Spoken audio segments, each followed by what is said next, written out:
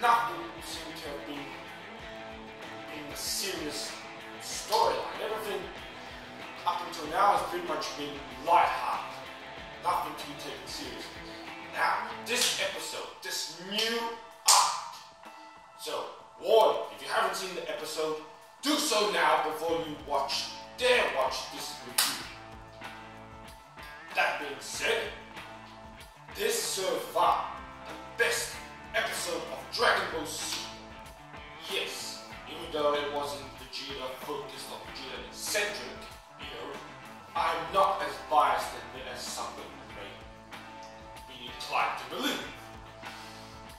We have a new, it's the same opening, but we have different shots and scenes.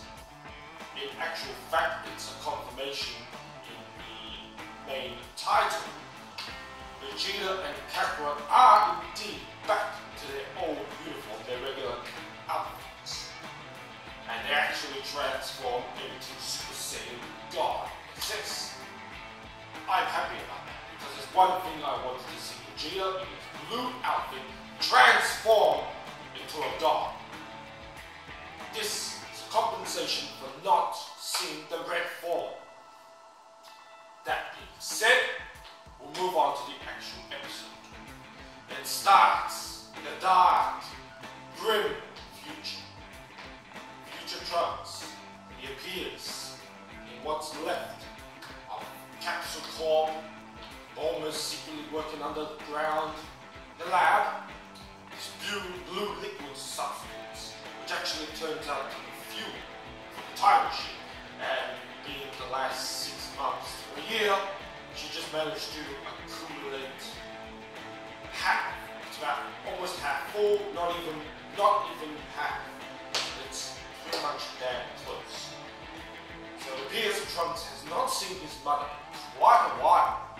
Hence, he's not living with her at the present time.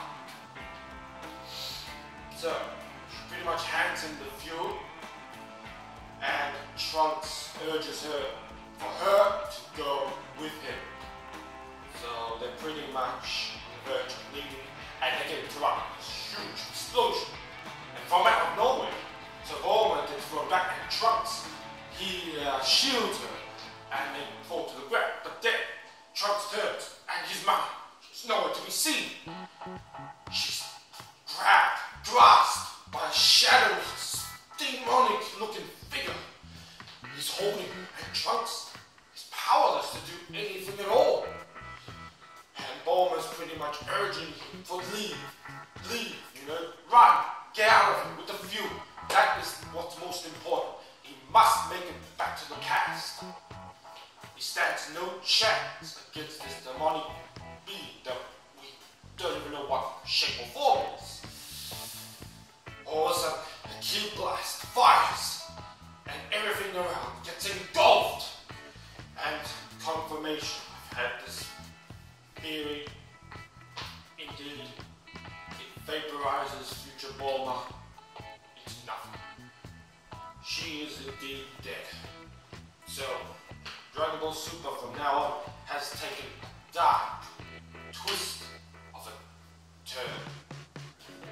Dark turn. No longer the light-heartedness that we had up until this point. Especially where future Trunks' timeline is concerned. So Trunks, he runs. Just gets the hell out of there. There's nothing he can do. Now I have my theory upon that, why he doesn't fight back. He goes, he comes across to the present. Kakarot and Piccolo are doing work for Chi-Chi. They have a bit of a competition race. Krillin pops by and informs everyone that Vegeta is doing some secret training with Whis, backing on Beerus' whole world. Kakarot's like, what? And then Kakarot, instant transmission disappears. Chi-Chi freaks out, So, indeed, Vegeta is there, and he's sparring, training with Whis. So he's throwing punches here and there, he's trying to kick him, and Whis is just, once again, hand behind his back and just dodging. Vegeta can't hit him at all. And Whis goes, you seem a bit tense. You can't even seem to hit me once today.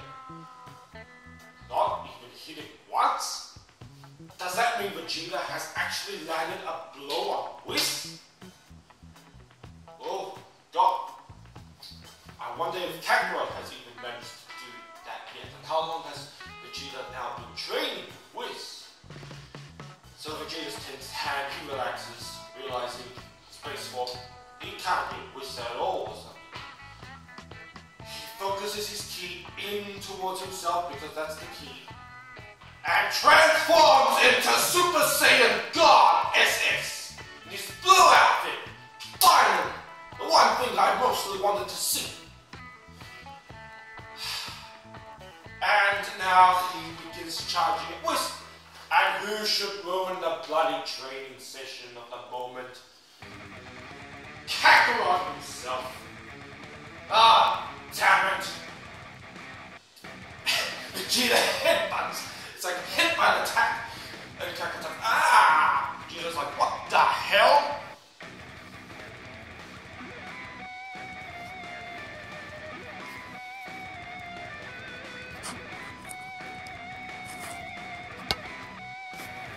Sorry about that, folks. Just checking that the recording is still running. And then Beerus shows up. And then Kakarot presents a cabbage to Beerus. Oh, what's this? Then they eat soup. So that's a light-hearted moment. We got from a dark moment to a light-hearted moment. And we got some flashbacks along the way. So, okay, back to Future Trunks. He goes knocking on this abandoned hotel building, whatever. It is clearly obvious that he, for the past 6 months or so, he's been living life. And most likely, it's not just friendship, there's more to it than that. They actually are a couple, boyfriend and girlfriend, especially the way Mike looks at him, and he looks at her, such. So, yes, Trunks, he shows my fuel. Informs her of the grief, news that his mother is dead. He's crying, tears and flowing. He hasn't cried since the death of future Gohan. That was an indication that future Bulma indeed meet her end against this black shadowy figure. Okay, and he says, this is the fuel, you go back to the past, it's the only way. So they take a breather, Trunks sits down, and Mai just finds like a tin. And it's not dog food for once, apparently sometimes they've been eating dog food because food supplies are very rationed. They've really struggled to this point to eat healthy and look after themselves properly. So she presents Trunks with the food tin. He opens, he eats. And then there's a cat, and everyone's thinking it's Dr. Grief's cat Scratch. How can that be? The cat would be dead by now. Freaking 17 years have passed and such. I think cats have that long of a life expectancy. Dogs have like tops of what, 10 years or so? So yeah, the cat comes, and Trunks, being the good guy he is, gives the cat some food. And there's about half the tin of food left. Mine is like, Trunks, like, you should eat. You should have your strength. But he realizes that, like, Maya, of course, she's starving too. And he's like, yeah, you've got to eat too, And Maya's blushing, and yeah, she graciously accepts. And she also starts scouring down, eating Trunks of it. He smiles, and yes. And then he recalls the past, where his friends are. The first shot, I love it. Vegeta, when he fires, is charging the final flash from bloody perfect Cell. And then he sees Gohan taking on Cell, and then Kakarot sacrificing himself against Cell. And in the moment when he goes back to his time, he's like, that's where my friends are, we need to go there now. So, the cat leaves the building, and they look at each other, briefly smiling, and they take off. Okay?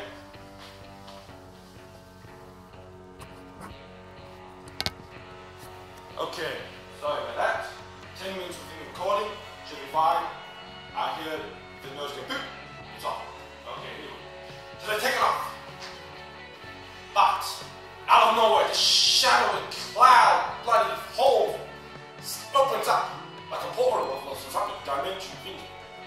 black shadowy comes out and fires key blasts. And Trunks is like, gives Mario the fuel and it's like, go on ahead of me and leave if you need to. And then Trunks takes out his sword and jumps higher into the air and boom, he slashes and blocks the key blast and he fires a blast of his own out of the sword.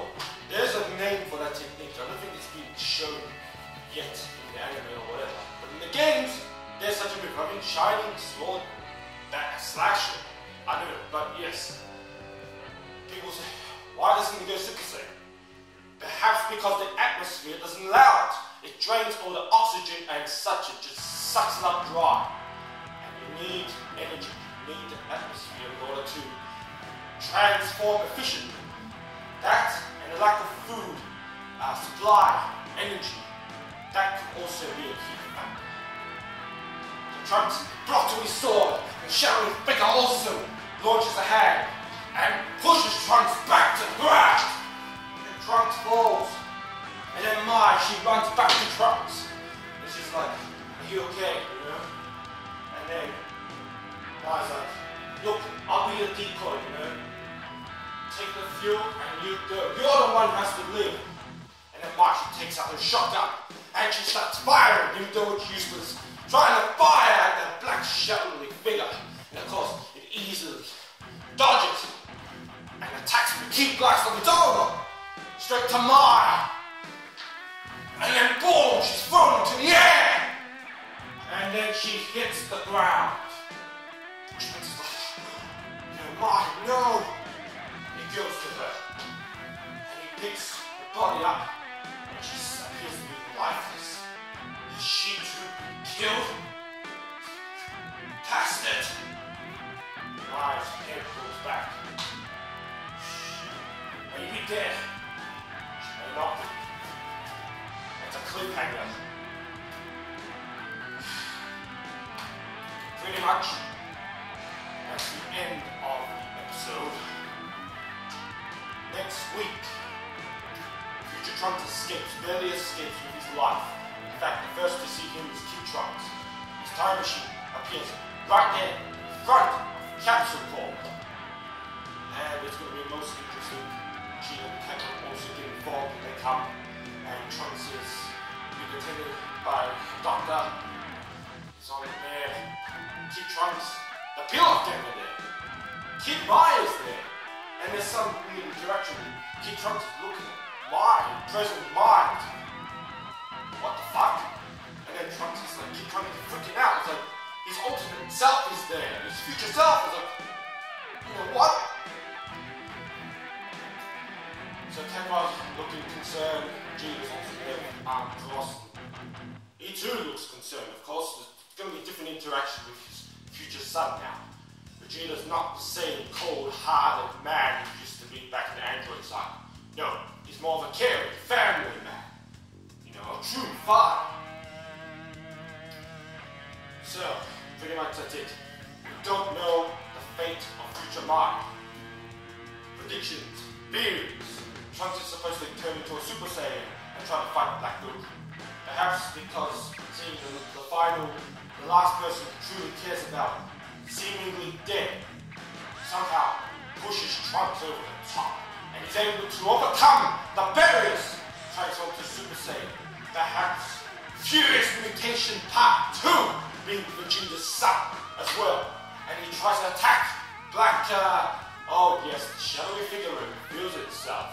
It's time for you to die. Today you will die, Saiyan. He looks exactly like Black Goku! Kakarot! What? He has an earring, a green earring on one side of his ear.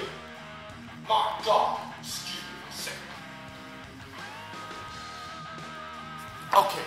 Still good with time. 15 minutes. I do apologize if it cuts out, but I will talk as long as I can. Black Kakarot. This is Saiyan. He's not necessarily a Saiyan. He's some shapeshifter. Or there's this mysterious green pie that appears in the open. Somehow it's connected. Another piece of information we have found out from Whis is that little green blob appeared, interrupted the Universe 6, Universe 7 tournament right at the end. He is all-powerful, the most powerful entity being in the entire multiverse. With a snap of his finger, he can destroy planets, worlds, universes. Instead, in fact, he has destroyed 6 universes. Yes, there used to be, in fact, 18 universes. Not just the 12 that we've heard about. 18, and 6 of them have been destroyed. That explains why Beerus and Shanghai and all these ugly attendants, everyone that was involved, the ties, they all freaked out. And Kakarot just was shaking Xeno's hand. It's like, what the hell is this guy doing? Just destroy us all.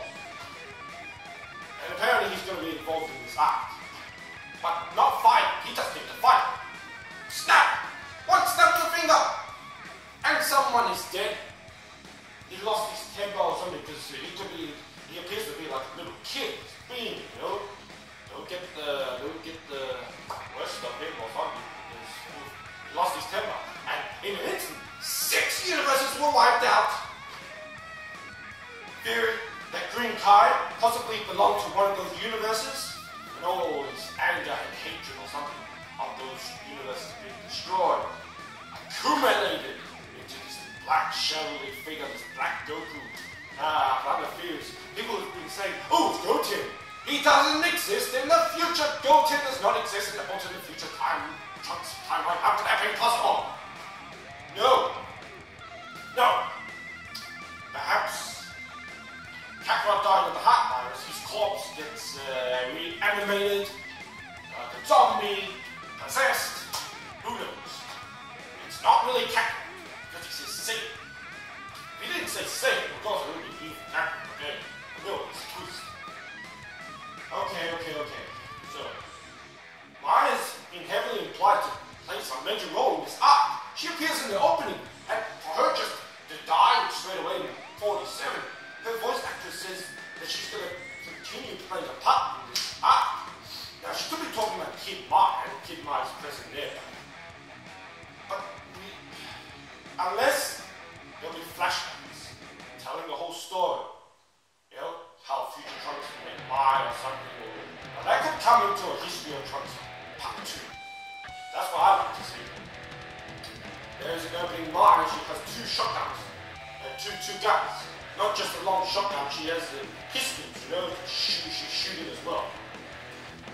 Perhaps Mai is on the verge of dying, and Trunks is saying to stand up to this black, I'll just call him Kakarot for now, Black Kakarot, and holds him back, Furious Mutation or whatever, Super Saiyan, and he's able to, and somehow grabs Mai's lifeless body, makes it to the time capsule, and, you know, just barely escapes. And she dies in the prison. Her soul would go into the present, what's it called?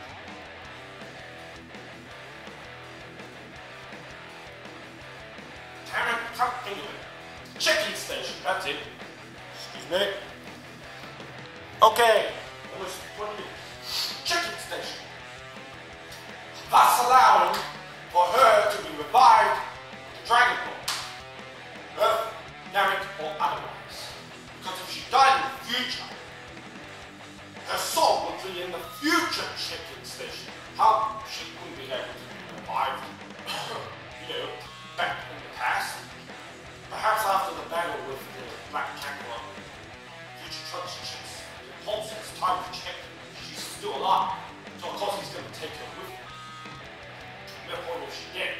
But this is a plot hole, and he takes her back, and because the timelines get distorted, because Toriyama said that the timelines are going to become messy somewhat, it still allows her to be revived in the present. Because her voice actress said she's going to play an integral role part in this. Already she has. She was brave enough, the brave girl, have to admire like the spirit. Nothing like the present Maya, the Maya was seen to date. She acted like a decoy. She was prepared to sacrifice herself Trunks so he could make it back. You know, because he was down. And he was down. While he was down easily, Black Kakarot could have killed him. But no, she diverted his attention away. And though it was futile, it made all the difference. So yes, a brave girl indeed, so I do hope she's not dead and somehow she gets revived, okay? More possible theories, so they're back into the past, or future Trunks, we know at least. Now this so-called filler arc, which can't be really a filler. Bulma was working on this blue liquid as such, perhaps an epic foreshadowing of what was to come. This has to be fuel for future Trunks to eventually make it back to his own timeline. Now Kakarot could accompany him and show him what New Namek is, and then thus restoring everything. Potentially all the Z fighters could be of the past revived or something, you know. New Namek, the Dragon Balls can revive a person more than if they died once. Kakarot himself died of natural causes, being the heart virus, so we're not sure about that. It could be a plot hole, it could be whatever, okay? So that could be a possibility. Or my other theory, they used the Super Dragon Balls and gathered the Super Dragon Balls once again, and from their own timeline, they're able to restore future Trunks' timeline, okay?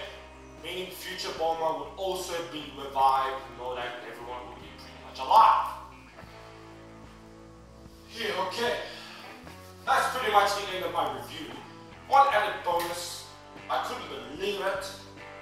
Dragon Ball Heroes is just a game I've made for the fans, you know. But now, there is not just Time Breaker Bardock. There is in fact a Time Breaker Vegeta. I'm like, how could that be possible, you know? My theory is the Torah Mirror, whatever, they saved him from the alternate timeline. They saved him from being killed from Android 17. That's my theory on how this Time Breaker Vegeta could be a possibility. Just like they saved Bardock from being killed by Frieza's supernova. And Bardock got so powerful he could bloody match be stronger than Super Saiyan 4. Can you imagine Vegeta from Android Saga already being a Super Saiyan at all? Power level, whatever bullshit, power levels are bullshit, but it's just enormous. Okay, one more. Trunks, furious mutation, if that occurs, that will be the key. Trunks will become Super Saiyan Blue, God as well. And the theory of being descendant of the original Super Saiyan God could still be a possibility. Please let it be so. For me, furious mutation was the key for Vegeta to unlock God powers on his own. Well, I believe I've covered everything I need to. This has been the Iron Prince, and I shall bid you a good day. Until next week's review. Bye.